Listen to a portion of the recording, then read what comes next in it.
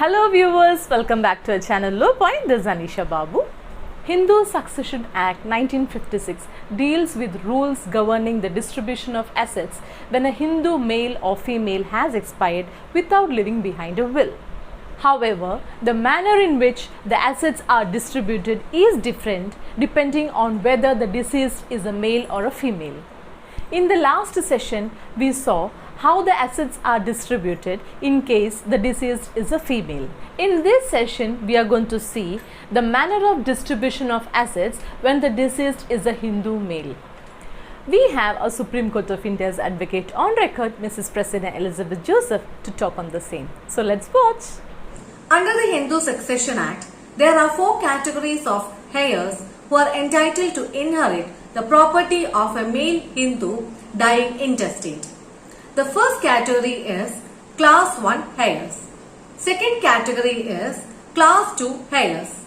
Third category is agnates and the fourth category is cognates. First of all, we will see who all are in Class 1 heirs using this chart. The property of a male Hindu dying intestate shall pass on firstly to the heirs in Class 1, that is, his son, daughter, widow and mother. Each one will get 1/4 share. In this example, if mother has expired, then the property will be divided equally between the remaining 3. Each one will get 1/3 share. If widow has also expired, then the property will be divided equally among son and daughter. That is, each one will get half. If son has expired, then his share is equally divided between his wife, son and daughter.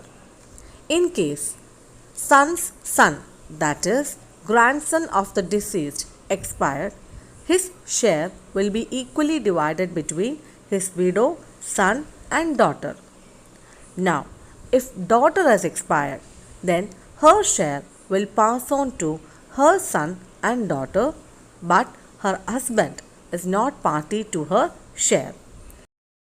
In case daughter's daughter expired, her share will pass on to her son and daughter equally. In case daughter's son has expired, his share will be given to his daughter only. His son is not included in Class 1 as of now. He is still in Class 2. In case son's daughter has expired, her share will be given to her daughter only. Her son is not included in Class 1 as of now. He is still in Class 2. 204th report of the Law Commission pointed out this legislative inadvertence in missing out the above 2 categories, that is, son's daughter's son and daughter's son's son, without any basis. However, no amendment to the said effect has been passed so far. So, as of now, these 2 categories, that is, daughter's son's son as well as son's daughter's son, both are in Class 2. If in case only one heir is alive in Class 1, he or she can enjoy the entire property of the deceased. If heirs mentioned in Class 1 are not alive, then property of deceased will pass on to heirs in Class 2. In Class 2, there are different categories. Let's see each of them one by one. Under Class 2, the first preference is to father of the deceased. If father of the deceased is not alive, then second category under Class 2 will inherit the property of the deceased. It includes 3 heirs, that is, brother of the deceased, sister of the deceased and son's daughter's son, who will share the property equally. If they are not alive, then third category, that is, daughter's son's son, will inherit the property. If he is also not alive, then it will pass on to fourth category, that is nephews and nieces. That is, brothers' children and sisters' children share the property equally. If they are also not alive, then it will pass on to fifth category, that is deceased father's father and mother. If they are not alive, then it will pass on to sixth category, that is father's widow and brother's widow. Here, father's widow is stepmother of the deceased.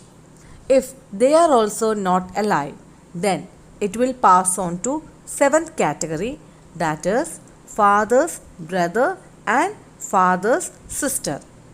If they are also not alive, then it will pass on to eighth category, that is mother's father and mother's mother. If they are not alive, then it will pass on to ninth category, that is mother's brother and mother's sister. Thirdly, if there is no heir to any of these two classes, then property will pass on to agnates of the deceased.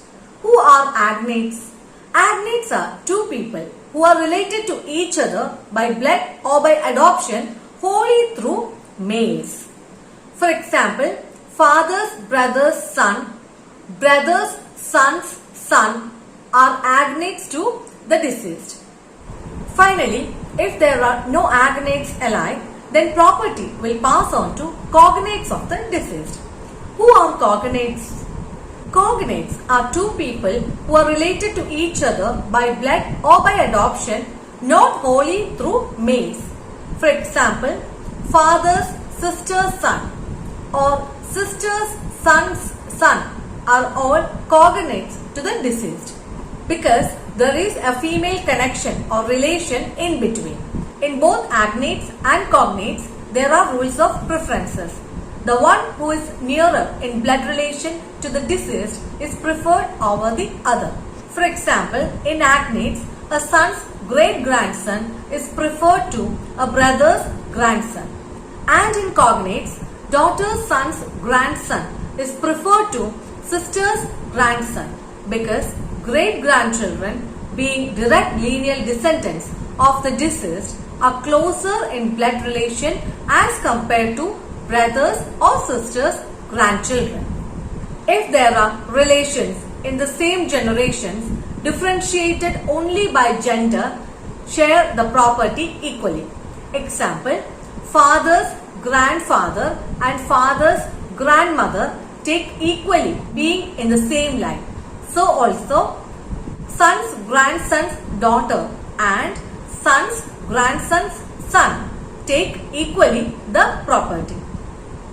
These are the four categories of legal heirs recognized under the Hindu Succession Act when a Hindu male dies intestate. Thank you. Thank you for watching. Stay tuned. Till then, take care. Bye-bye.